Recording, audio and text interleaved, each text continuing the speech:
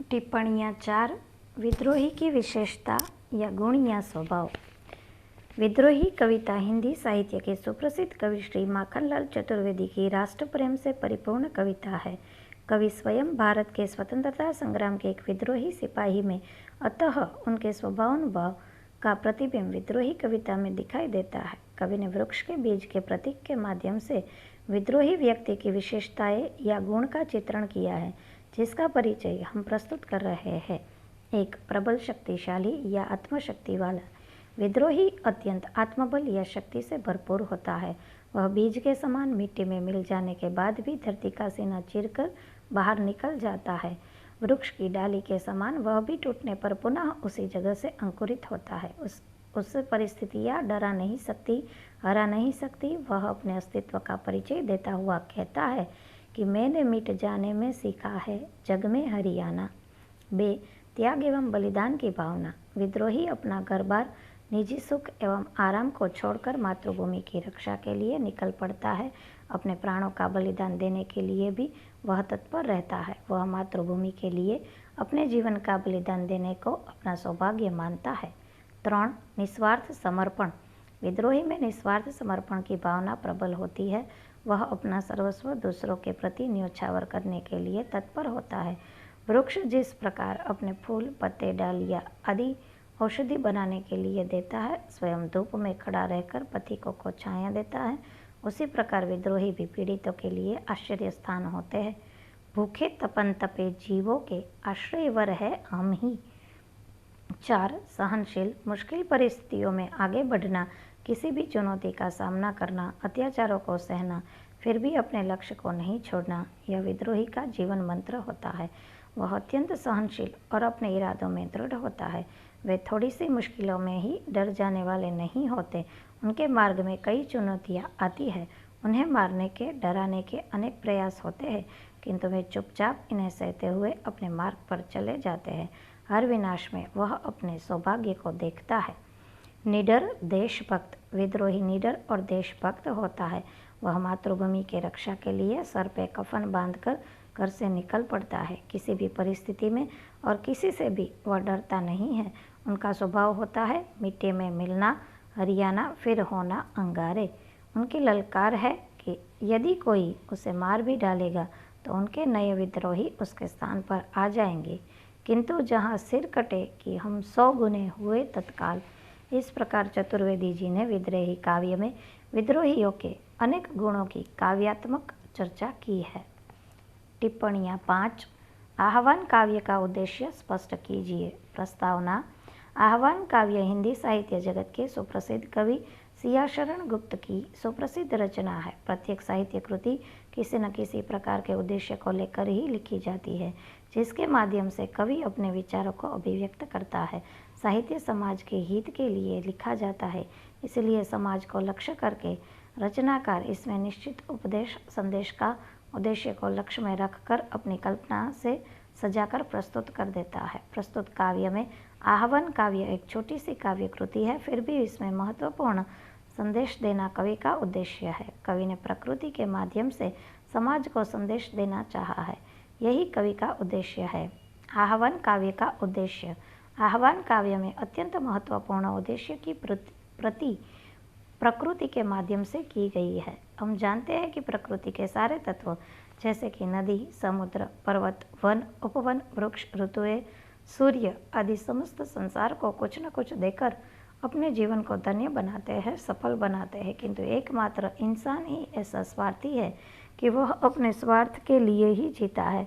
कवि ने प्रकृति के माध्यम से जीवन में सहर्ष त्याग की उदात्त भावना को प्रस्तुत किया है, यही उनका उद्देश्य है। इसीलिए उन्होंने 12 माह से ग्रीष्म के 2 एवं वर्षा के 1 माह अर्थात वैशाख, ज्येष्ठ एवं आषाढ़ एवं प्रकृति के कुछ तत्व जैसे लताएं, वृक्ष, वनस्थली, छोटे बड़े जलाशय के बीच प्रश्नोत्तरी शैली की योजना करके इनके सहर्ष त्याग की गौरव गाथा सुनाई है।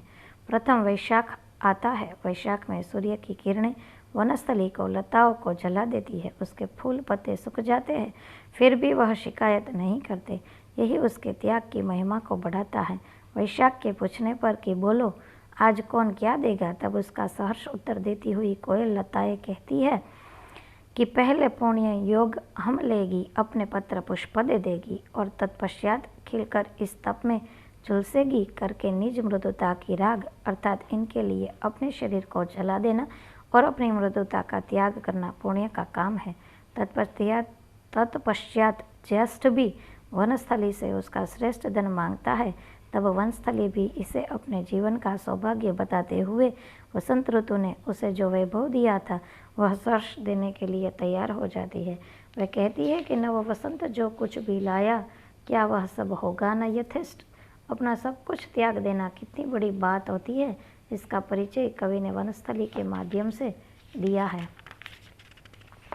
काव्य के अंतिम चरण में वर्षा ऋतु के अग्रदूत के समान आषाढ़ माह का आगमन होता है। वह स्वयं जल बरसाकर पृथ्वी को तृप्त करने वाला होता है, फिर भी वह जलाशय से उसके जल को मांगता हुआ कहता है कि बोलो आज कौन क्या देगा, अपना ही परिपूर्ण प्रगाढ़ अपार संपत्ति वाले आषाढ़ को भी अपने पास दान की याचना करते देख छोटे बड़े जलाशय प्रसन्न हो जाते हैं। वे आषाढ़ का स्वागत करते हुए अत्यंत विनम्रता से कहते हैं कि हमारा अपना तो कोई धन हमारे पास नहीं है, दूसरों का जो अतिरिक्त धन था वह हमें मिला है, अर्थात बाढ़ के कारण नदियों का अतिरिक्त जल हम में कोई आपत्ति नहीं है बल्कि गौरव रहा है, इसलिए हम पर कृपा करके इसे तुम ग्रहण करो।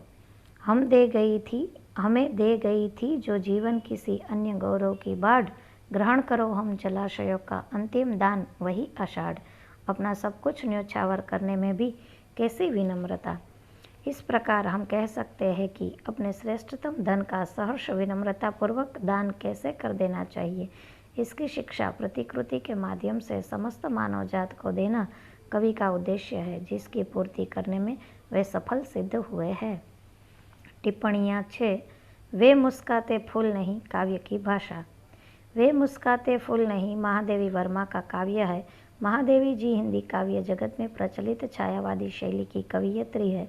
छायावाद अपनी विशिष्ट भाषा शैली, अलंकार, प्रकृति चित्रण, प्रतीक और बिंब योजना आदि की दृष्टि से सर्वथा मौलिक है, अलग है। प्रस्तुत कविता वे मुस्काते फूल नहीं कविता कवयित्री की छायावादी भाषा शैली में रचिता कविता है, अतः हम छायावादी भाषा की विशेषताओं के द्वारा इस काव्य की भाषा का मूल्यांकन कर रहे हैं।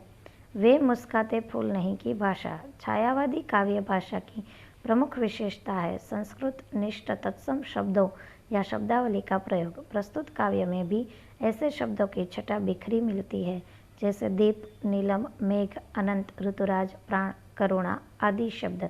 छायावादी काव्य ने ऐसी चित्रोपम भाषा का प्रचार किया है जिसमें किसी व्यक्ति, दृश्य एवं घटना का यथार्थ चित्र प्रस्तुत करने की क्षमता हो। महादेवी जी ने भी ऐसी चित्रमयी भाषा का प्रयोग किया है, जैसे वे सोने से नयन नहीं जिनमें बनते आंसू मोती, वह प्राणों की सेज नहीं जिसमें बेसुध पीड़ा सोती।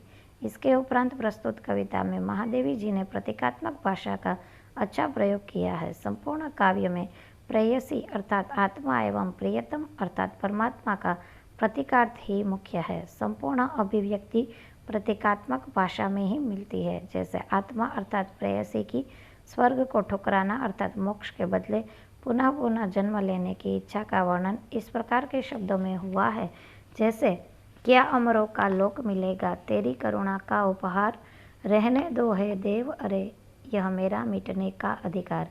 इसके उपरांत लाक्षणिकता का श्रेष्ठ प्रयोग है। भाषा की लक्षणा शक्ति से काव्य सौंदर्य में सहज ही वृद्धि हो जाती है, जैसे वह प्राणों की सेज नहीं जिसमें बेसुध पीड़ा सोती। संक्षेप में कहे तो छायावादी भाषा का समस्त वैभव प्रस्तुत कविता में पाया जाता है। भाषा की विशेषता, भाव भंगिमा दिखाने में महादेवी जी के काव्य प्रतीक्षा का यथेष्ट परिचय मिल जाता है। टिप्पणियाँ 7। मैं निर्भरी दुख की बदली में प्रतीकात्मकता अथवा प्रतीक योजना। मैं निर्भरी दुख की बदली छायावादी युग की प्रधान कवयित्री महादेवी वर्मा की अत्यंत प्रसिद्ध कविता है। कवयित्री ने प्रस्तुत कविता में नितांत मौलिक प्रतीक का प्रयोग किया है। कवियत्री ने अपने जीवन को बदली के प्रतीक के माध्यम से व्यक्त किया है। वस्तुतः इसमें वे केवल अपने जीवन के अकेलेपन की पीड़ा को ही नहीं बल्कि समस्त भारतीय नारी की पीड़ा को व्यक्त करती है। मैं निर्भरी दुख की बदली में प्रतीक योजना। सभी छायावादी कवियों ने प्रायः प्रगीत मुक्तकों के अंतर्गत जीवन एवं जगत में व्याप्त स्वानुभूत सुख दुखों की अत्यधिक मनोरम अभिव्यक्ति की है। इनमें उन्होंने नितांत मौलिक प्रतीकों एवं उपमानों का प्रयोग किया है। प्रस्तुत गीत में भी महादेवी जी ने इन शब्दों में स्वतः स्पष्ट प्रतीक प्रस्तुत किया है। मैं नीर भरी दुख की बदली इस प्रकार बदली महादेवी जी के जीवन का प्रतीक बनकर काव्य में अभिव्यक्त हुई है। जिस प्रकार बदली बादलों का एक छोटा सा अंश या खंड होती है, उसी प्रकार विराट संसार रूपी आकाश में नितांत अकेली नारी बदली के समान अकेली और उपेक्षिता सी है। बदली के प्रति किसी को आकर्षण नहीं होता, क्योंकि वह कब आसमान में चढ़ आती है और कब लुप्त हो जाती है यह कोई देखता नहीं है, यदि नहीं याद नहीं रखता है। इस सच्चाई का परिचय देती हुई महादेवी करुण स्वरों में कहती है, विस्तृत नभ का कोई कोना, मेरा न कभी अपना होना, परिचय इतना इतिहास यही, उमड़ी कल थी मिट आज चली। इस प्रकार हम देखते हैं कि कवियत्री ने ऐसे प्रतीक की सृष्टि की है जो सूक्ष्म भावों, रूपों एवं कार्यों को व्यक्त करने में पूर्ण समर्थ है, सक्षम है। महादेवी जी की प्राय समस्त कविताओं में ऐसे मौलिक प्रतीकों की योजना मिलती है, जिससे उनके काव्य में एक विशिष्ट सौंदर्य की सृष्टि